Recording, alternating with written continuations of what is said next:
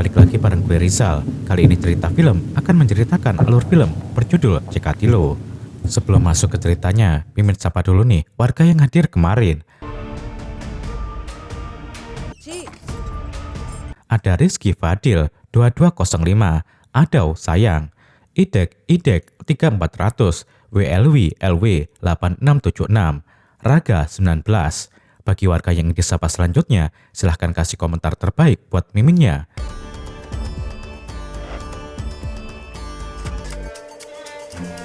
Kasus pemerkosaan dan pembunuhan berantai yang kembali muncul setelah 26 tahun dengan pola yang sama. Seorang jurnalis berita kriminal bernama Sandia pun ikut turun tangan untuk menangkap pelaku di balik kasus mengerikan tersebut. Dan penyidikan Sandia pun dimulai. తెలియడానికి డెఫినెట్లీ ఒక ఎడ్యుకేటెడ్ అనుకున్న serial killer అయితే list out చేసి crime But if I lay down and I play dead and I stay dead, maybe you'll get sick of being the monster out of my head, under my bed. Think you're something out of my night. Cerita diawali pada tahun 1999, di mana dua orang penari bernama Laci dan Rani diantar pulang oleh pejabat pemerintah. Namun hanya Laci saja yang diturunkan, sedangkan Rani dibawa untuk memuaskan hasratnya. Laci tiba di kediamannya dan hendak berganti baju, namun seorang datang dan langsung memperkaosnya. Di pagi hari, Rani pun pulang. Dia mendapati Laci terbaring di tempat tidur dengan kondisi yang sangat mengenaskan. Laci tak bergerak sedikit pun, sepertinya dia sudah meninggal. Si pelaku meninggalkan sebuah bunga melati yang diikatkan di rambut Laci. Rani pun segera melapor polisi, namun sayang laporannya tidak ditanggapi oleh inspektur di sana. Cerita pun beralih ke masa kini, di mana seorang wanita merasa ketakutan saat berada di dalam bioskop yang ternyata itu hanyalah mimpinya saja. Wanita itu bernama Sandia. Dia tinggal bersama nenek, ayah, dan ibunya yang selalu menjunjung tinggi kehormatan keluarga. Sandia sudah 4 tahun bekerja di stasiun televisi yang khusus membawakan berita kriminal. Namun saat itu, dia merasa naskah yang dia bawakan sedikit melenceng dari kenyataan, yang membuatnya tak mau melanjutkan beritanya dan komplain kepada atasannya. Namun Sandia dan atasannya sedikit berdebat dan itu disaksikan oleh Bobby.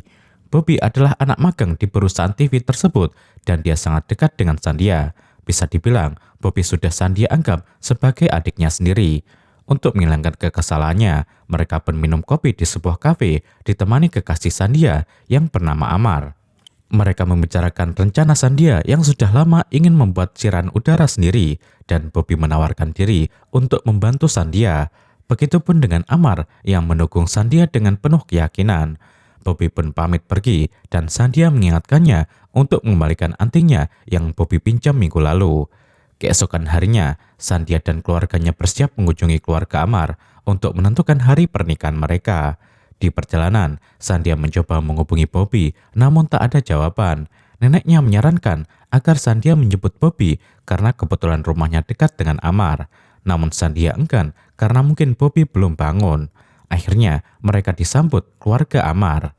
Pertemuan itu menjadikan mereka lebih dekat satu sama lain. Ibu Amar sangat senang karena sebentar lagi dia akan memiliki menantu dan tanpa ragu, dia memperlihatkan perhiasan turun-temurunnya yang akan diberikan kepada menantunya kelak. Sandia juga melihat foto-foto jadul keluarga Amar. Akhirnya pertemuan itu pun selesai dan Sandia beserta keluarganya pamit pulang. Namun belum saja jauh, seorang wanita menghentikan mobilnya. Dia adalah pembantu di rumah Bobby yang meminta pertolongan, yang katanya Bobby bersimpah darah. Sandia langsung menuju ke sana. Dia syok ketika melihat Bobby sudah tewas mengenaskan yang sepertinya terlebih dahulu diperkaos.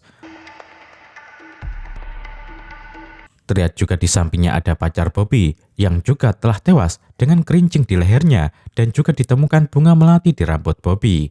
Hal ini mengingatkan kepada kasus Laci yang terjadi 26 tahun yang lalu. Kasus ini ditangani oleh Inspektur Ajib dan langsung disebarluaskan oleh media yang mengklaim bahwa kematian Bobby dan pacarnya akibat pemerkosaan. Karena Sandia terus berada di TKP, Rajib menanyakan hubungannya dengan Bobby.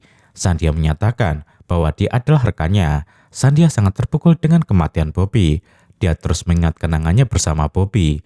Sementara itu, media terus menayangkan berita kematian Bobby yang menurut mereka kepolisian lalai menangani kasus ini karena sudah beberapa hari belum ada titik terang. Komisaris yang bernama Rajamani menekan Rajib untuk segera menyelesaikan kasus ini. Rajib pun mendatangi stasiun televisi tempat Bobby bekerja. Dia menginterogasi beberapa orang di sana namun belum menemukan petunjuk. Tak sampai di situ, Rajib dan anggotanya pun menemui ibu Bobby, tetangganya, dan juga memeriksa CCTV di sekitar rumah Bobby. Dan lagi-lagi, mereka belum menemukan titik terang.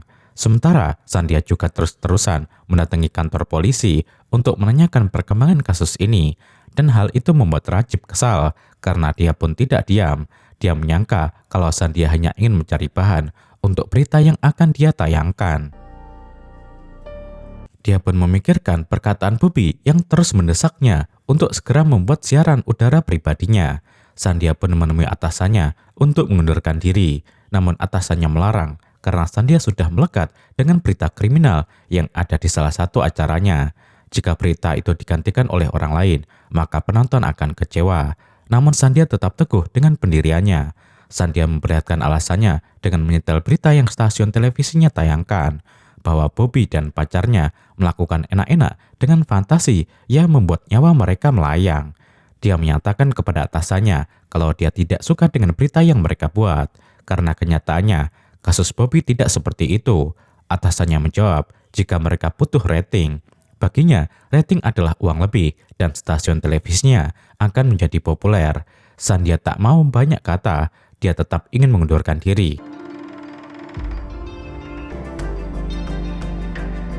Akhirnya, dia menyulap gudang di rumahnya menjadi studionya untuk melakukan siaran udara. Dia mengalih saluran udaranya dengan kasus Bobby yang dinamai Cekatilo.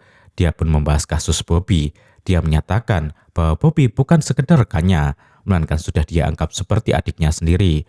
Dia membuat siaran ini atas permintaan Bobby sebelum meninggal. Dia menceritakan bahwa sebelumnya diam-diam dia masuk ke TKP untuk mencari petunjuk. Melihat keadaan TKP, dia membayangkan jika kemungkinan Bobby sedang bersama pacarnya. Dan sepertinya ada penyusup yang masuk. Dia yakin terlebih dahulu pacar Bobby dilenyapkan, kemudian pelaku menyerang Bobby dan memperkaosnya, lalu setelah itu membunuhnya. Dia juga menceritakan pada polisi tentang anting dan juga kalung yang Bobby pakai. Karena saat pertama kali dia melihat tubuh Bobby, dia tak melihat kalung dan antingnya. Dia mencari di sekitaran TKP dan laci-laci kamarnya, namun tak ditemukan. Kepolisian pun tidak menyadari hal itu. Sandia pun menanyakan kepada polisi apakah ada petunjuk yang lain. Rajib memperlihatkan jejak sepatu yang ditemukan di dinding benteng. Seketika, Sandia ingat jika saat itu dia melihat satpam kompleks membasuh sepatunya yang dipenuhi lumpur. Atas kecurigaan Sandia, kepolisian pun menginterogasi istri penjaga kompleks, di mana dari keterangannya, semenjak kematian Bobby, suaminya tidak pulang ke rumah selama beberapa hari ini. Kini penjaga kompleks menjadi tersangka utama. Sandia menyimpulkan jika sejak lama penjaga itu sudah mengincar Bobby dan merencanakan dengan matang. Akhirnya setelah melakukan pengintaian, si penjaga ditemukan dan dimasukkan ke dalam penjara. Si penjaga terus mengelak bahwa dia tidak melakukan pembunuhan terhadap Bobby, namun kepolisian tidak mengubrisnya. Akhirnya, kasus Bobby terpecahkan. Semua elemen masyarakat memuji Sandia yang membantu kepolisian menemukan pelakunya. Namun istri penjaga kompleks menyatakan kekecewaannya karena Sandia membuat suaminya dipenjara atas perbuatan yang tidak dia lakukan, yang membuat anak-anaknya menjadi korban bulian, yang dikatai anak pemerkaos. Dia akui suaminya mencuri kalung itu untuk kebutuhan mereka, namun dia yakin kalau suaminya tidak sampai melakukan hal keji seperti yang dituduhkan Sandia. Di malam hari saat Sandia makan malam, seseorang meneleponnya. Halo? Si penelepon memuji Sandia yang menceritakan adegan pembunuhan Bobby dengan sangat rinci dan banyak benarnya. Dan diketahui si penelepon itu adalah pelaku sebenarnya. Dia menantang Sandia untuk mengungkap identitasnya. Sandia pun melaporkannya kepada Rajib dan memperdengarkan rekaman percakapannya. Rajib pun mencari titik lokasi si penelepon dan mereka pun menemukannya. Tak membuang-buang waktu, mereka pun langsung pergi ke sana. Namun, saat nomor itu dihubungi, seorang nenek tua yang menjawabnya. Ternyata si pelaku meminjam ponsel nenek itu untuk menghubungi Sandhya. Ranjip memberitahu Sandhya dan menyimpulkan jika si pelaku bukan sembarang pelaku, melainkan sudah profesional. Laki-laki Sandhya bermimpi tentang masa lalunya yang menurutnya sangat menakutkan. Di pagi hari, Sandhya mendapatkan telepon dari seorang wanita bernama Fani yang berasal dari luar kota, yaitu Godavari. Fani mengatakan kalau dia sudah mendengarkan saluran Sandhya dan dia pun bernasib sama seperti Bobby. Namun beruntungnya dia masih hidup. Tak menunggu lama, Sandhya pun akan pergi ke Godavari untuk menemui Fani. Keluarganya melarang, namun Sandhya tak menghiraukannya, sehingga ibunya menyatakan kalau Sandhya anak yang keras kepala. Sebagai kekasih, Amar menjadi penengah. Dia menenangkan keluarga Sandhya untuk tidak khawatir karena dia akan menemani Sandhya dan selalu berkabar kepada mereka. Singkat cerita, mereka pun melakukan perjalanannya yang sangat jauh. Akhirnya, mereka sampai di tempat tujuan dan menanyakan keberadaan Fani. Anaknya pun memanggil Fani. Sandhya. Fani bercerita, puluhan tahun yang lalu saat anaknya berusia 1 tahunan, dia habis pulang dari kuil untuk mendoakan suaminya agar panjang umur. Saat pulang, anaknya menangis dan dia menyembunyikan kerincing mainannya. Namun tak lama kemudian, seseorang datang dan langsung memberkaosnya. Setelah melakukannya, si pelaku memakaikan bunga melati di rambutnya. Beruntung, dia tak dibunuh karena mendengar suara tangisan anaknya. Amar bertanya, mengapa Fani tidak melapor polisi? Fani pun menjawab, bagaimana dia melapor jika tak ada dukungan dari suaminya. Karena saat dia menceritakan kejadian itu, suaminya malah mengusirnya. Dan mulai saat itu, dia menyambung hidup dengan berjualan untuk menghidupi anaknya. Fani juga memberitahu kalau bukan dia saja yang mengalami kejadian ini. Ada beberapa orang yang juga mengalaminya. Tak terasa, malam pun tiba. Sandhya dan Amar menyewa penginapan di sekitaran sana. Sandhya menghubungi Rajib untuk meminta bantuannya agar mengumpulkan semua kasus pemerkosaan di distrik Godavari sekitar 20 tahun yang lalu. Rajib pun bersedia menghubungkan Sandhya dengan rekan kepolisiannya yang ada di Godavari. Keesokan harinya, Sandhya dan Amar menuju ke kantor polisi untuk mencari berkas kasus pemerkosaan. Singkat cerita, mereka mendapatkannya. Mereka pun membawanya ke penginapan untuk mencatat nama korban dan alamatnya. Dan akhirnya, mereka tiba di kediaman Lajit dan Rani, korban pertama yang mengajukan kasus 26 tahun yang lalu. Namun sayangnya, mereka sudah pindah. Tak pantang menyerah, Sandhya pun mendatangi beberapa korban lainnya. Namun, mereka enggan menceritakannya, yang membuat Sandhya tidak mendapatkan keterangan apapun. Saat itu, Amar dihubungi ibunya. Setelah telepon, Amar mengajak Sandhya pulang karena ayahnya jatuh sakit dan dokter harus segera melakukan pemeriksaan. Namun Sandhya mempersilahkan agar Amar pulang duluan dan dia akan menyusulnya besok karena dia ingin mendatangi satu korban lagi, berharap dia mendapatkan keterangan. Dengan berat hati, Amar pun meninggalkan Sandhya. Keesokan harinya, Sandhya mendatangi korban bernama Lalita. Namun lagi-lagi, Lalita menolak dimintai keterangan. Sandhya pun merenung dan memutuskan untuk pulang. Namun saat itu, paman Lalita yang bernama Chakravarti menemui Sandhya. Dia meminta Sandhya memaklumi keponakannya karena dia sangat trauma dengan kejadian itu, yang akhirnya Chakravarti menceritakan semua kejadian yang dialami Lalita. Setelah itu, Sandhya pulang ke penginapan. Dia mendapatkan telepon dari Amar yang terlihat kesal karena Sandhya tidak bisa dihubungi. Sandhya menjelaskan jika di sana tidak ada sinyal dan dia baru mendapatkan sinyal di penginapan ini. Amar pun terus memaksanya pulang, yang kemudian Sandhya memutuskan panggilannya. Sandhya pun tertidur dan kembali bermimpi buruk tentang masa lalunya di mana dulu saat di bioskop dia mendapati beberapa pengunjung menyentuh bagian tubuhnya. Dia pun merasa ketakutan dan meminta ayahnya untuk melaporkan hal ini kepada polisi. Namun ibunya yang menjunjung tinggi kehormatan melarangnya karena itu akan sia-sia dan mereka tak akan tahu siapa saja yang menyentuh Sandhya pada saat di bioskop. Ibunya mengatakan bahwa itu hal lumrah yang akan dialami perempuan.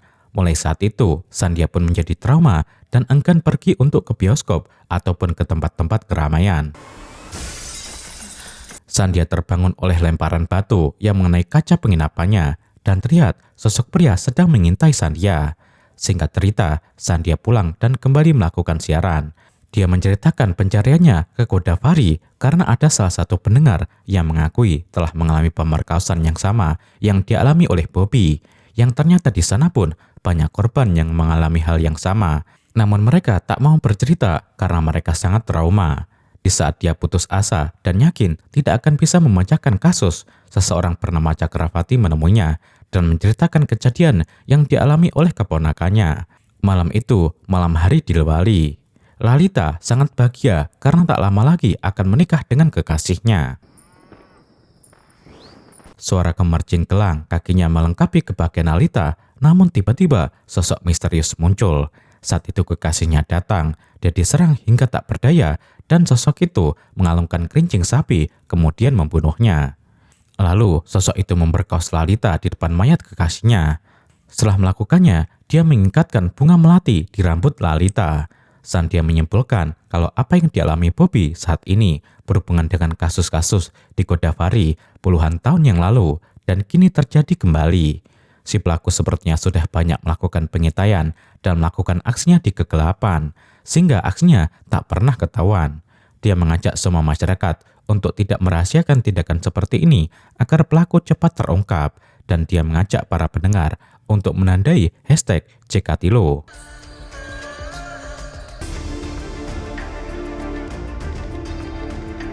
Akhirnya penjaga kompleks dibebaskan, namun anak-anaknya merasa canggung karena ayahnya sudah dicap sebagai pembunuh dan pemerkaos. Setelah banyak korban yang terungkap oleh Sandia, Komisaris Rajamani dicecar berbagai pertanyaan oleh media. Namun Rajamani mengatakan jika di zaman sekarang ini siapa saja pasti ingin tenar, termasuk Sandia. Dia menegaskan kalau ini adalah tugas polisi, karena sebuah kesalahan jika percaya kepada Sandia. Contohnya saja kemarin, mereka salah tangkap oleh ulah Sandia yang mencurigai penjaga kompleks. Rajamani pun menantang Sandia untuk mencari bukti konkret jika masih kekeh melakukan pencariannya dengan catatan tidak menyesatkan kepolisian. Dia pun meragukan jika para korban yang diceritakan Sandia adalah fiktif. Are you helping the police or are you ఎక్కడున్నారు? Rajib menemui Sandia. Dia terlihat kesal karena Sandia menceritakan para korban di salurannya tanpa berunding dengannya, sehingga kini kepolisian kewalahan menjawab pertanyaan para netizen. Dia menyarankan agar Sandia mengumpulkan para korban untuk dilakukan jumpa pers. Dengan begitu, dia akan ada alasan untuk menindaklanjuti kasus ini. Sandia pun menghubungi Fani lewat anaknya dan Lalita lewat Cakravarti, berharap mereka mau speak up di hadapan publik. Mereka pun sepakat. Dan setelah itu, dia meminta bantuan mantan atasannya untuk mengumpulkan para wartawan. Jumpa pers pun digelar, namun sudah menunggu lama, Fani dan Lalita tak ada datang. Sandia menghubungi mereka, yang saat itu Cakravarti mengatakan bahwa Lalita menolak hadir, begitupun dengan Fani, di mana anaknya tidak memberitahu ibunya tentang permintaan Sandia. Sandia pun mengatakan di hadapan wartawan jika jumpa persnya dibatalkan. Semua wartawan pergi dengan kemarahan dan menganggap Sandia telah berbohong. Namun tiba-tiba dua orang wanita datang. Mereka adalah Laci dan Rani, yang ternyata Laci masih hidup. Laci pun menceritakan kejadian 26 tahun yang lalu, di mana profesi mereka adalah penari, yang saat itu diundang mengisi acara pemilu yang diadakan oleh calon anggota dewan bernama Cina Babu.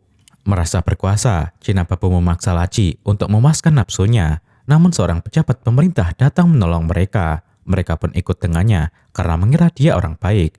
Namun sama saja dia menurunkannya untuk pulang dan membawa Rani untuk memuaskan nafsunya.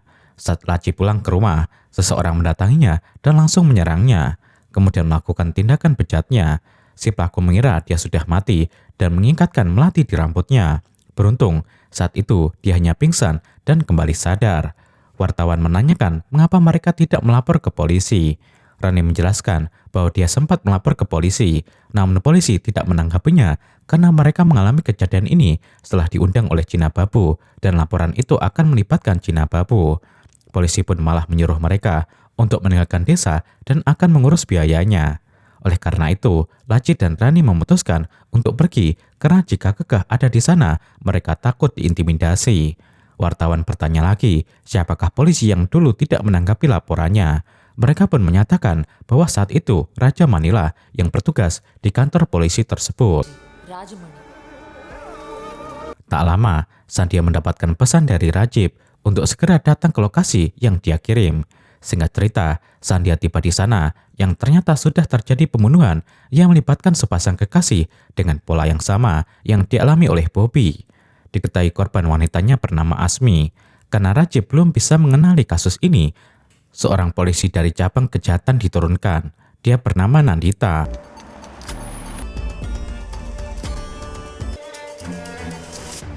Nandita pun sebenarnya sudah mengikuti kasus ini yang tersebar di media.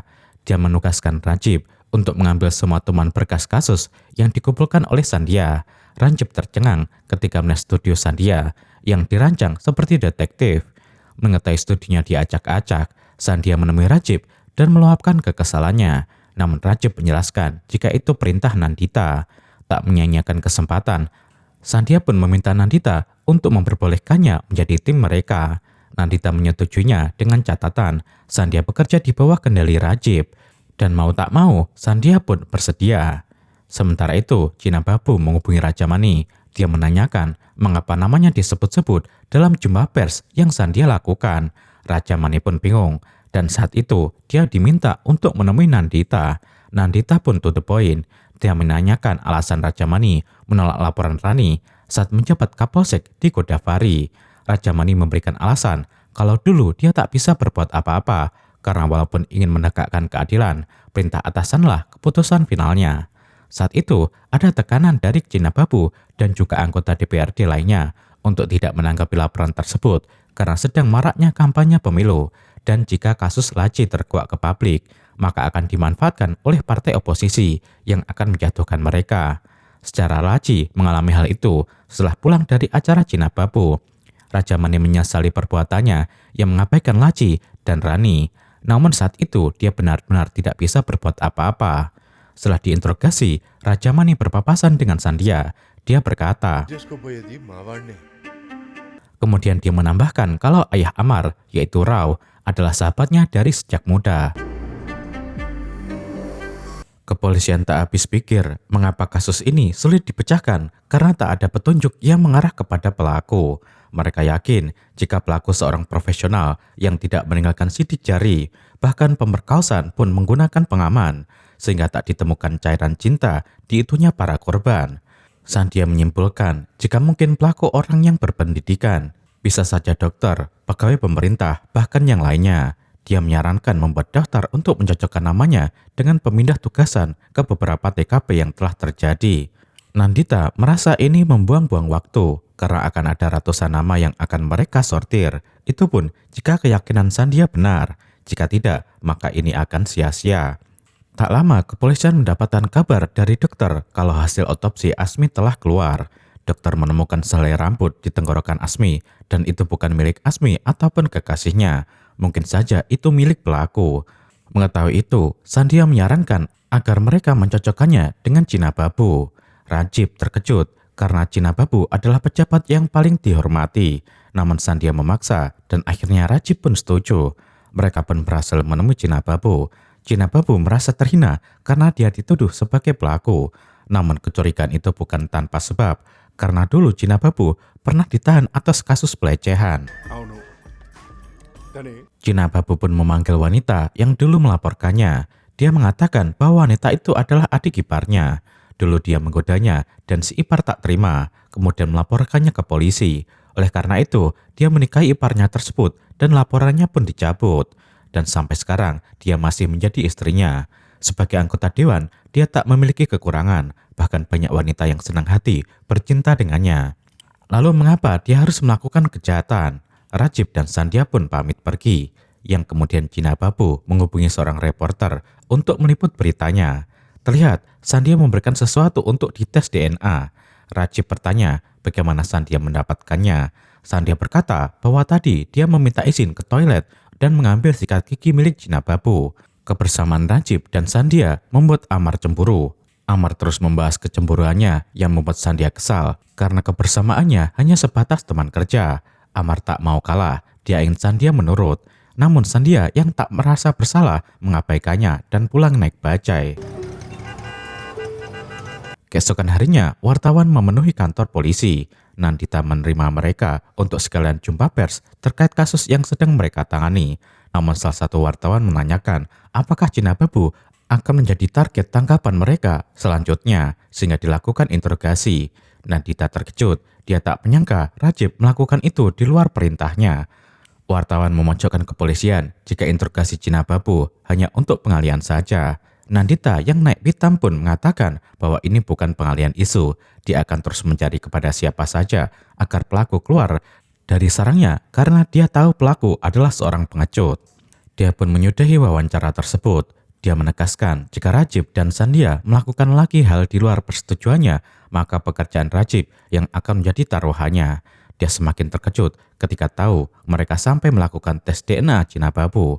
Dan terlihat laporan Cina Babu tidak cocok dengan rambut yang ditemukan di mayat Asmi. Sementara itu Sandhya dan Amar masih dengan egonya masing-masing. Tak lama kemudian keluarga Amar datang mengunjungi rumah Sandhya. Mereka meminta maaf atas sikap Amar yang berlebihan. Dan besok mereka akan mengajak Sandhya ke mall untuk berbelanja sari sekalian persiapan pernikahan mereka. Keesokan harinya, Rajib memberitahu Nandita kalau pelaku menelepon dan ingin berbicara dengannya. Si pelaku mengatakan kalau dia sudah menyimpan hadiah di luar kantor polisinya. Mereka pun berhasil menemukannya dan di saat dibuka kotak hadiah itu berisi kerincingan. Si pelaku mengakui semua perbuatannya dari puluhan tahun yang lalu sampai sekarang ini dan dia bukan pengecut yang seperti Nandita katakan. Dia membunuh Asmi hanya karena Asmi mengatakan sesuatu yang tidak disukai dan jangan sampai dia melakukan ini kepada Nandita. Dia menantang Nandita segera menangkapnya. Jika tidak, dia akan melakukan banyak pembunuhan di dalam kegelapan. Sementara itu, Sandhya dan keluarganya sudah berada di mall untuk memilih-milih kain sari. Saat itu, Amar mengirimkan pesan permintaan maaf. Sandhya pun menemuinya dan mereka pun baikan. Di sisi lain, kepolisian berhasil menemukan titik si penelepon yang berada di sekitar Mall Icon dan nomor yang digunakan adalah nomor Asmi. Mereka juga mendapatkan alasan mengapa Asmi diincar, karena Asmi mengatakan di sosial medianya bahwa seorang pemerkaos selalu merasa jagoan dan terbukti mereka adalah pecundang. Oleh karena itu, tandai Cekatilo untuk mengungkap orang yang bersembunyi di kegelapan. Nandita menyadari Asmi diincar hanya karena menandai Cekatilo, sedangkan penciptanya adalah Sandhya. Nandita menanyakan keberadaan Sandhya karena dia khawatir terjadi apa-apa kepadanya. Saat dihubungi, Sandhya mengatakan kalau dia berada di Mall Icon. Mereka mencurigai kalau pelaku sedang mengikuti Sandhya karena berada di mall yang sama. Sandhya pun disarankan untuk secepatnya meninggalkan mall itu. Sandhya mengajak keluarganya pulang, namun mereka berpapasan dengan Raja Mani yang menyapa Tuan Rao. Mereka pun mengobrol. Dia mengatakan kalau sedang membeli sesuatu untuk cucunya. Hal itu membuat Sandhya berpikir kalau pelakunya adalah Raja Mani, karena menurutnya ini bukanlah kebetulan. Sandhya pun segera mengajak mereka pergi. Di malam hari, Sandhya diteror. Sandhya pun mengejarnya hingga sampailah mereka di bangunan yang kosong. Sandhya pun diserang. Beruntung, Sandhya berhasil melawan. Yang ternyata itu adalah anak Fani yang bernama Bos. Rajib bertanya mengapa Bos membunuh banyak orang. Bos menjawab kalau dia tidak melakukan pembunuhan kepada siapapun. Dia meneror Sandhya saat di Godavari hanya untuk membuatnya segera pergi dari sana. Namun dia semakin kesal saat Sandhya meminta ibunya untuk melakukan jumpa pers atas kasus yang dialaminya. Dan hal itu membangkitkan kesakitannya lagi yang telah bertahun-tahun melupakan apa yang dialami ibunya. Dan hal itu berdampak kepadanya yang sering disebut. Maka dari itu, dia sangat marah kepada Sandhya. Dia bersedia dihukum karena telah meneror Sandhya. Namun dia memohon agar Sandhya tidak melibatkan lagi ibunya dalam kasus yang sedang ditanganinya. Karena itu akan membuka luka lama yang sudah dia dan ibunya kubur dalam-dalam. Tanpa Bos tahu kalau ibunya sendirilah yang meminta Sandhya untuk datang. Namun Sandhya tidak mau banyak bicara karena takut Bos kecewa kepada ibunya. Terlihat kepolisian mengumpulkan berkas-berkas para pegawai untuk melakukan saran Sandhya. Itu dikumpulkan dari tahun 90-an sampai sekarang dan dari sekitaran 50-an departemen. Mereka akan merinci dari awal kerja, mutasi, dan pensiun. Terlihat Sandhya dan Amar mengunjungi kantor polisi untuk memberikan undangan karena mereka akan melangsungkan pertunangan. Seminggu kemudian, Sandhya dan Amar bertunangan. Sandhya pun memutuskan untuk tidak lagi menangani kasus ini. Suatu malam, saat Sandhya berada di bar untuk merayakan pertunangannya dengan Amar, dia dihubungi oleh Rajib yang memberitahu kalau dia sudah menyortir para pegawai pemerintah yang disarankan Sandhya dan dia telah mengirimkan filenya. namun Sandia menolak untuk melanjutkan lagi kasus ini. Rancip tak memaksa, namun bila sempat, Sandia boleh memeriksanya. Sementara itu, Amar dihubungi oleh ayahnya dan dia terlihat sangat terkejut. Mereka pun pulang dan mendapati ibu Amar telah meninggal dengan keadaan bersimbah darah. Ayah Amar terlihat sangat bersedih sekali. Keesokan harinya, saat hendak dikremasi, Raja Mani datang untuk berbelasungkawa. Raja Mani mengatakan bahwa mereka tak perlu melakukan otopsi. Sandia merasa janggal. Dia menyuruh Amar untuk melakukan otopsi, namun Amar malah membentaknya karena Sandia sangat terobsesi dengan kasus kriminal. Akhirnya jenazah ibu Amar pun dikremasi tanpa dilakukan otopsi. Beberapa hari kemudian, Sandia mengunjungi rumah Amar. Dia melihat barang ibu milik Amar. Dia teringat jika itu barang satu-satunya yang ibu Amar miliki dari sejak gadis. Dan jika Sandia mau, Sandia boleh memilikinya. Namun Sandia menolak karena jika dia telah menjadi menantunya, maka benda itu akan setiap hari dia lihat di rumah mertuanya. Karena tak ada pemiliknya, dia pun membawanya pulang sebagai kenang-kenangan. Di sisi lain, Nandita terus menyortir data orang-orang yang telah dikumpulkan dengan cara mencocokkan waktu para korban mengalami pemerkosaan dengan data pemindah tugasan orang-orang tersebut. Sementara Sandia yang penasaran membuka benda milik Ibu Amar.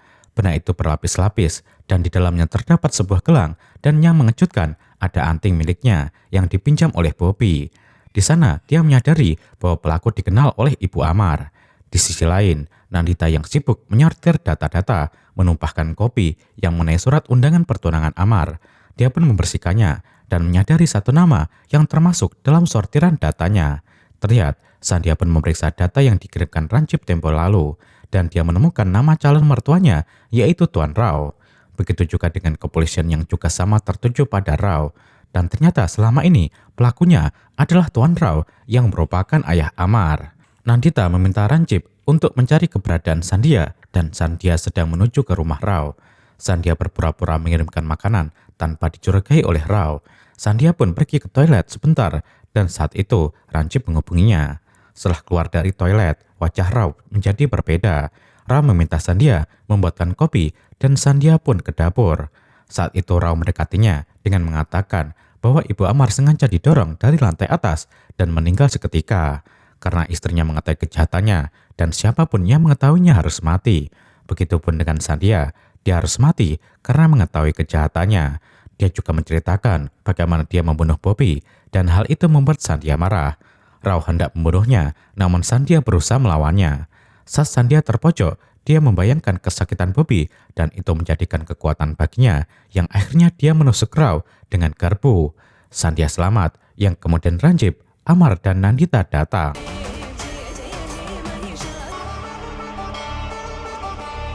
Rao pun diinterogasi oleh Nandita, namun sudah berjam-jam dia tatap bungkam. Sandia meminta izin untuk menginterogasinya karena ada yang ingin dia sampaikan dan dia tanyakan. Sandia pun masuk. Dia mengatakan kalau polisi percaya jika Laci adalah korban pertamanya, namun tidak dengan Sandia. Dia pun memberikan sebuah foto dan menurutnya wanita di foto itulah yang menjadi korban pertama Rao. Rao pun tersenyum. Ternyata foto itu adalah foto dirinya bersama bibi dan pamannya. Dia mengatakan kalau dulu dia sebatang kara dan dia dirawat oleh paman dan bibinya. Bibinya sangat cantik sekali dan dia adalah guru tari di daerahnya. Rambutnya yang panjang semakin indah dihiasi oleh bunga melati. Setiap harinya hanya kerincing gelang kaki yang selalu dia dengar. Namun saat dia beranjak remaja, bibinya melakukan hal yang tidak dia inginkan. Setiap saat, bibinya memaksanya untuk memuaskan nafsunya. Mulai saat itu, setiap mendengar kerincing gelang kakinya, dia merasa ketakutan akan paksaan yang suka mengisap lato-latonya. Hingga suatu malam, bibinya pun memaksa lagi, namun dia menolaknya. Saat itu, bibinya terkejut karena pamannya pulang. Bibinya memanipulasi keadaan bahwa Rao lah yang hendak memperkawasnya. Rao hendak menjelaskan, namun pamannya tidak percaya dan sangat marah. Oleh karena itu dia melawannya. Dia mengajarnya dengan kerincing sapi hingga pamannya tewas. Dia pun melampiaskan kemarahannya dengan melakukan yang bibinya mau. Kemudian setelah itu dia membunuhnya. Mulai saat itu dia tak suka dengan suara kerincing apapun yang mengingatkannya kepada sang bibi. Sehingga jika ada wanita yang menganakan kerincing, dia melampiaskan amarah terhadap bibinya kepada wanita-wanita tersebut. Tak lupa, dia pun menceritakan mengapa dia melakukannya kepada Bobby. Saat itu dia bertemu Bobby. Karena sudah saling kenal, mereka pun mengobrol bahkan seperti saudara. Saat itu, Rao menanyakan kesibukan Bobby yang membuat mereka jarang berolahraga bareng. Bobby mengatakan kalau dia belajar tari untuk acara pernikahan Amar dan Sandia. Bobby memperlihatkan gelang kakinya yang bergerincing, yang membuat amarah pada bibinya pun bangkit. Dan oleh karena itu, dia membunuhnya. Untuk Asmi, sebenarnya dia hanya mengintai saja. Namun saat itu, Asmi mengenakan gelang kerincing dan lagi-lagi kemarahan itu muncul, yang kemudian Asmi menjadi korbannya. Sandia menanyakan alasan mengapa Rao membunuh istrinya. Rao bercerita jika istrinya mengetahui kejahatannya dengan menemukan benda-benda yang dia kumpulkan dari korban. Namun dia keburu pulang, yang membuat istrinya panik dan membawa benda itu ke kamar. Di sanalah tanpa sepengetahuan Rao, dia menyimpan salah satu bukti di barang miliknya. Rao menyadari dan segera masuk ke kamar, yang membuat istrinya panik. Rao mengingatkan agar istrinya tidak lagi menyentuh barang pribadinya. Terlebih, dia kesal karena istrinya memakai melati di rambutnya, yang padahal dahulu sudah dia katakan kalau dia tidak suka. Yang akhirnya dia mendorong istrinya dari lantai atas. Kemarahan yang dimulai oleh bibinya harus berakhir kepada istrinya. Menurutnya, kesalahan bisa dilupakan, namun rasa sakit yang ditimbulkan seseorang sampai kapanpun akan membekas di hati dan tak mungkin dapat dilupakan. Akhirnya, pelaku yang sebenarnya sudah tertangkap, yang membuat para korban senang, begitupun para polisi. Terlihat anak penjaga kompleks kembali menerima ayahnya, karena menyadari ayahnya memanglah tidak bersalah. Sandia pun mengingatkan kepada para wanita agar tidak takut melakukan perlawanan dengan memanfaatkan celah sekecil apapun, dan jangan takut bersuara jika mengalami hal seperti itu, agar pelaku tidak merajalela dan meminimalisir korban selanjutnya. Entah apa yang dia rasakan, sehingga kini Sandia mau lagi pergi ke bioskop. Hubungannya dengan Amar pun baik-baik saja, karena Amar bukan ayahnya dan tidak seharusnya menanggung kesalahan yang ayahnya perbuat. Dan film pun berakhir.